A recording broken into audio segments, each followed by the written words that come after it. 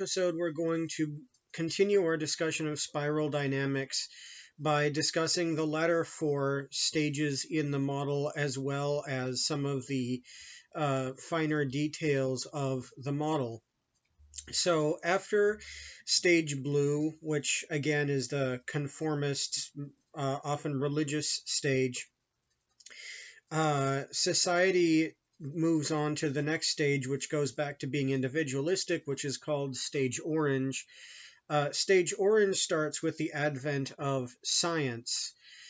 You would often, one good example of this in history is with the Renaissance in Europe. So people really began to question Christianity, question the idea of the one true faith. They looked into being able to measure things, like Galileo looking up at the heavens, noticing stars, noticing planets. He looked at Jupiter, I think some of the rings of Saturn as well, and wrote about it. And a lot of his stuff was captured by the Catholic Church, and being a blue institution, the Catholic Church wasn't entirely happy with a lot of his findings because they contradicted things that the church had come up with, and Galileo was eventually put under house arrest for this for the rest of his life. Fortunately, there were others after him, such as Copernicus, that made contributions that expanded his findings. Copernicus actually came up with the idea that the sun might be the center of the solar system and not the Earth. And also, I think with Copernicus, one thing that he actually had in his favor is that he died shortly after publishing some of his works, which is a good thing, oddly, in the sense that once he died, there was no one to persecute, and so the church lost its target for attack.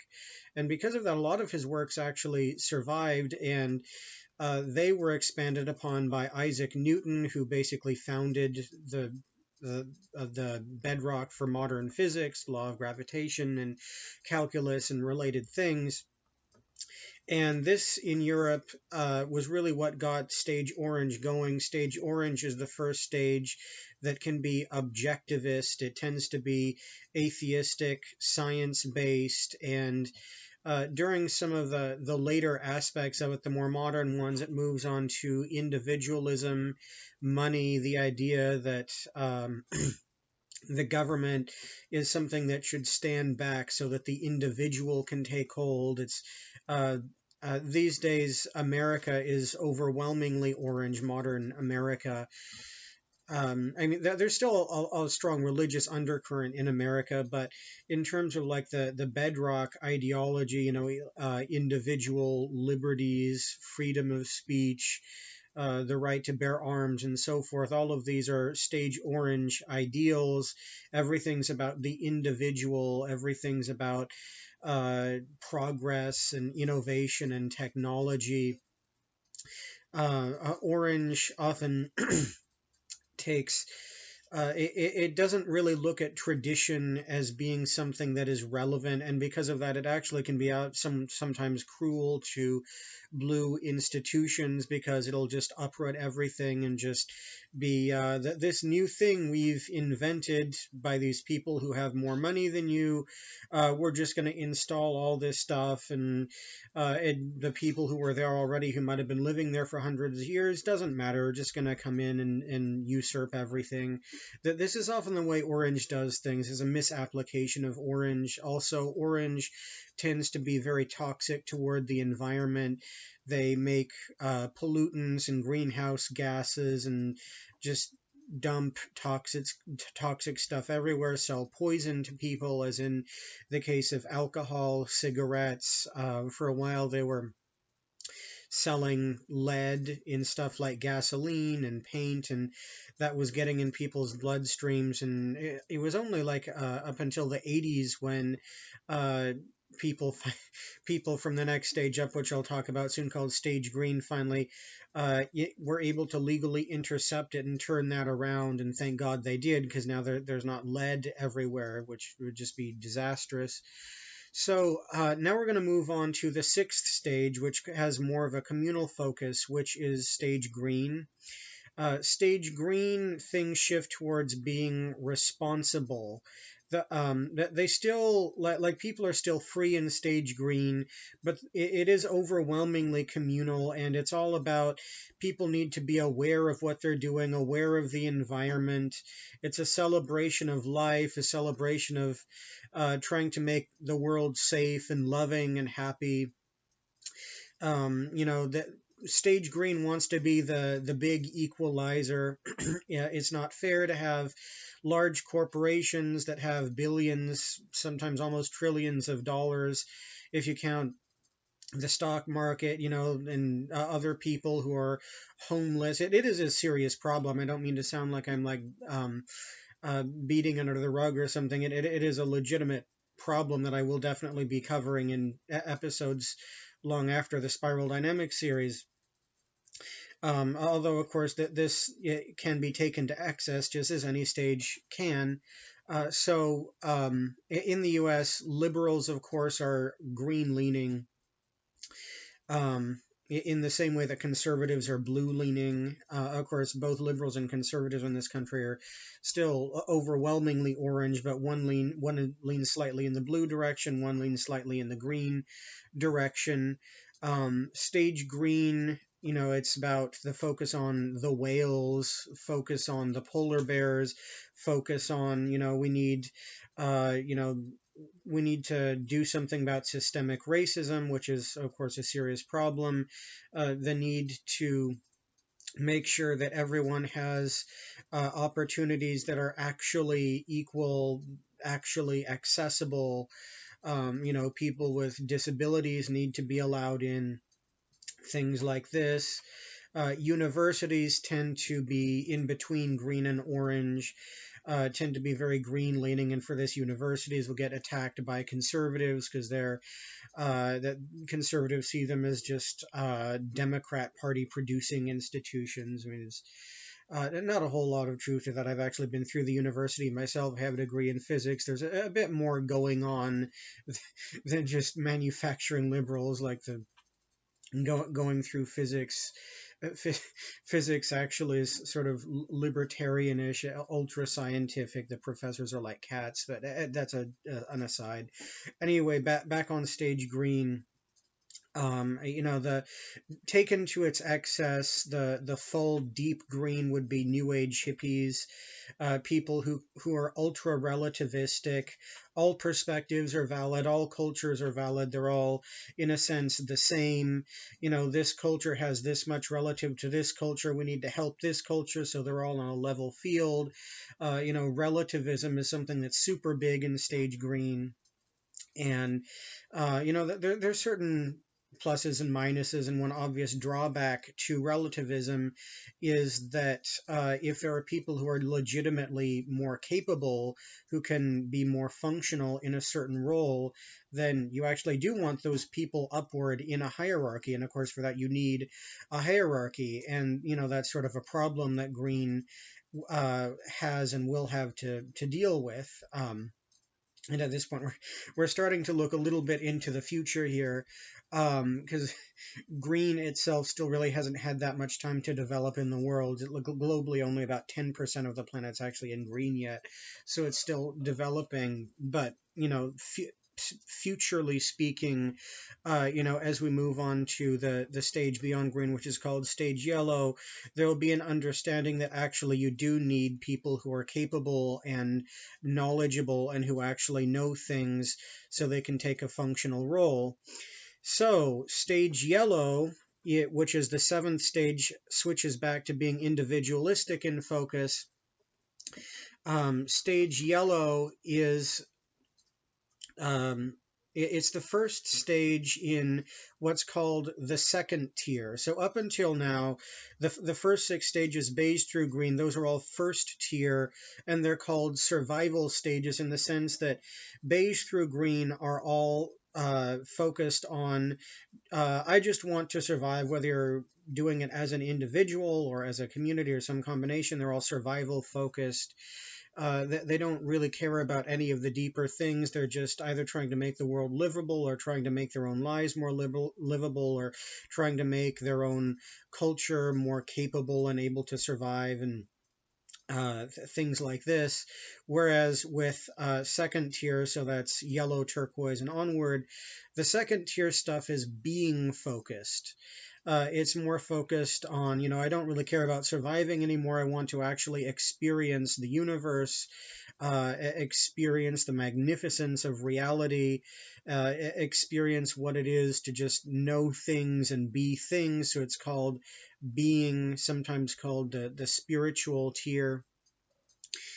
So yellow is about systemic thinking. It's also about knowledge and understanding. It's about looking at processes and, on the very large scale, trying to determine what will happen over the course of centuries or thousands of years with humanity, and also just with other concepts in general. Yellow is the first stage that can see the development of consciousness. So, I am in stage yellow myself. I'm yellow centered, and the people who design spiral dynamics, Clare Graves, Don Beck, Christopher Cowan, Ken Wilber, they all were as well. Although in this case, I think a few of them may have moved on to turquoise, which is the next one up. But at the time they devised this, they definitely were very yellowish. Spiral dynamics as a model is just the very epitome of stage yellow. Yellow really gets into doing systemic modeling, trying to figure out where, making systems for where something is relative to something else according to some measurable concept, and figuring out, is there some natural trend to move along some direction, or if there's multiple factors, is there some trend to move um, through some set path through those, where one dimension is doing one thing, the other one does one thing, and sometimes it can get very complicated. I've actually made some models of that myself, which I'll talk about at some point. Um, Yellow, it can be taken to excess, although the excess form of it is much more benign than anything in the first tier, because it's more just like getting attached to stuff in your head, as I often do. Getting attached to models, sometimes the failure to realize that, the thing that you're really looking at might only be a model of something, as opposed to the thing itself. Sometimes there's a certain bias that one in yellow can have, of just assuming that there even is a system in the first place that one can apply to a certain concept, when it's not always wise to make that assumption. Of course, it is extremely useful to make systems around things, but, and I would say, like, in 99% of the cases, it is not only possible but extremely functional to do this, but sometimes it can be taken too far. Um, uh, so systemic thinking, being a tender of large-scale systems, trying to find places for roles in all of the first tier, being uh, multi-perspectival, being able to appreciate and see the reason for all of the stages, both yellow and everything below yellow, beige, purple, red, blue, everything has certain applications. There's good and bad ways of doing it. And stage yellow is the first stage that's really able to understand, and able to love things that are not its own perspective. So multi-perspectivalism is something that's really big in stage yellow. Um, so now we're going to move on to stage turquoise, which is the 8th stage. It's the final one in the model of spiral dynamics. There definitely is more to consciousness than just turquoise, but spiral dynamics right now stops at turquoise, just because that's the highest one that can be explored, where things are really known. I've actually tried to gain some insights about things higher than turquoise, and I'll talk about that at some point, but not in this one, because this is just about the model itself. So turquoise, it switches back to being communal in focus. It's the 8th stage total in the model, and the second stage within the second tier. Stage turquoise, and it's kind of hard to talk about this one because I don't fully understand it myself, but turquoise is it has a focus on holism and a focus on the belief that really there's no separation between anything in the universe, in the physical world, or some concept that you can imagine. All of it is connected. Like, if I take my hand and I cup it, and you can, there's some volume inside the cup part of the hand and some outside. But really, where do you define the distinction between it? How do you decide what is in and what is out? Because if you magnify further and further in, looking at smaller and smaller scales, go down to atoms, subatomic particles. Where do you put the barrier for what defines what's in the hand and what's outside the hand? It becomes purely subjective. How do you make that distinction? Really, there isn't that much separation between things. It's something that I might have a few molecules of turquoise in me myself, so I started to gain this perspective. But people who are fully in turquoise really go gung ho with this non-dualistic thinking. Non-dual just means not two. It means everything is the one, oneness. Um, Also, something that I'll be talking about, which is in future episodes, which is called God consciousness, becoming so spiritual, so conscious to the point where people actually realize, in a sense, that they are God, which if you haven't heard that yet, it probably sounds insane.